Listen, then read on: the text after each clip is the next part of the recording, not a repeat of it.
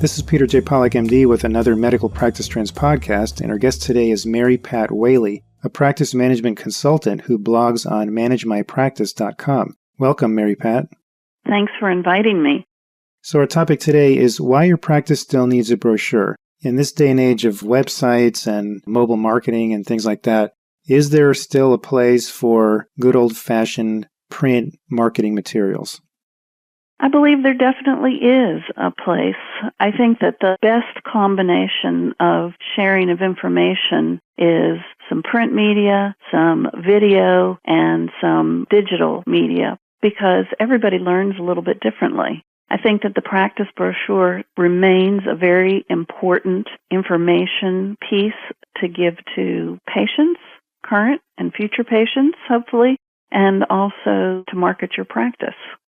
This is especially helpful if you want to spread the word about your practice to other medical practices. For example, if you're in a particular specialty and maybe you get referrals from primary care practice, this is really the only way that you can sort of get a foot in the door as far as getting the information about your practice, is perhaps to have some brochures there in that referring doctor's practice.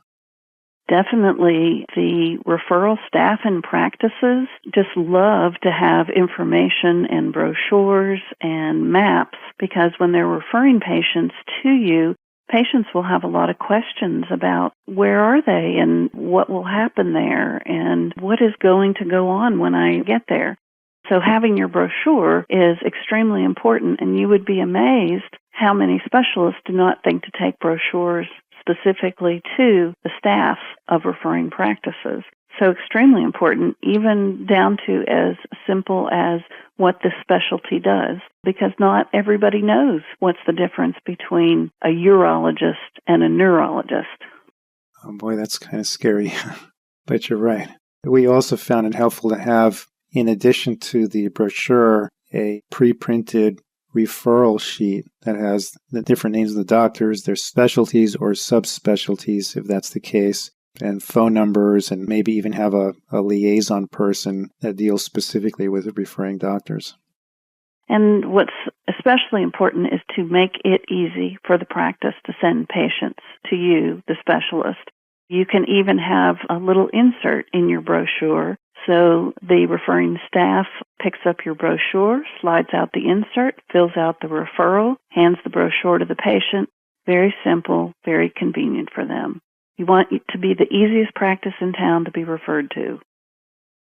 What are some other uses that you see they could be used for? I'm thinking right off the top of my head, for instance, health fairs, and they can certainly be sent out to the patient prior to their visit in your practice. A lot of people don't realize that the welcome wagon is still around.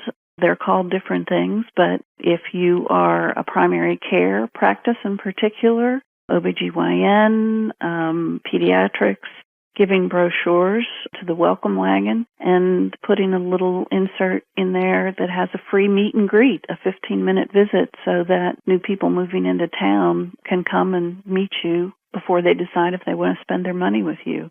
Could be Chamber of Commerce, real estate offices, rental agency offices, hotels, people coming to interview for jobs, or tourists. Just about any place that you can think of that people might be browsing for other information and come across your information, and they just want to pick it up and tuck it in their purse or fold it over and stick it in their back pocket if you're a man. It's going to help. You want to be the seen and heard practice in town, because patients believe that better care comes from somebody who's on the leading edge and is doing things like marketing and has a good first-class patient brochure. And I had read, in previous years that in marketing they talk about 5 touches to a consumer. They may drive by and see a business on a billboard. It's 1 touch. They hear them on the radio. That's 2. They may see them in the newspaper. I hear nowadays it can be 7, 8, 9 times that a consumer, and a patient is a consumer, I guess, so that they need those multiple sources to reinforce the information. Is that correct? That's absolutely correct. And physicians are finally not afraid to do some of the types of advertising or marketing that in the past was very taboo. Everybody sees commercials at the movie theater. You can put information about your practice in restaurants, in the bathrooms. You can use the QR code, which is the little quick response code that kind of looks like a little block of a little checkerboard block. You can use that a lot of different places, and people with smartphones can shoot that and it goes right to your website. There's a lot of new and very exciting things that can be done to help increase that number of touches. Well, that's great. If someone wants some more information, can you remind us of your website? Definitely. You can find me at www.managemypractice.com, and certainly available to help anybody who wants to talk more about using a brochure or marketing their practice. Okay, well, thanks for your time. Thank you very much.